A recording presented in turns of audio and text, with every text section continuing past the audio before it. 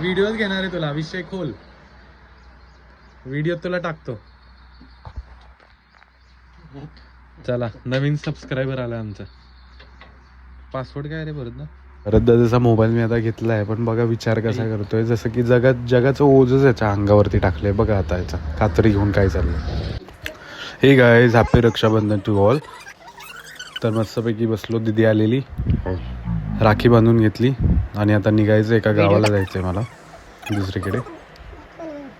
So let's go. आज कामगारांना सुट्टी घ्यायची होती, त्यांना गडबड खूप होती, त्यामुळे घाईघाईमध्ये दिदीने आणि घरच्यांनी राखी बांधण्याचा कार्यक्रम केला त्यांचा मस्तपैकी खाली नर्सरीच्या साईडलाच.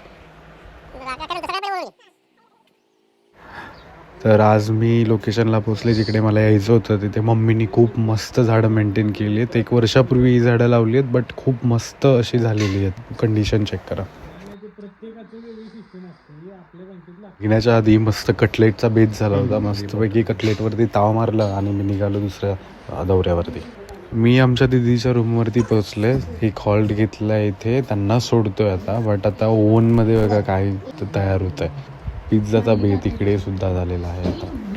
तर चला लवकरच ताव मारून घेऊयात.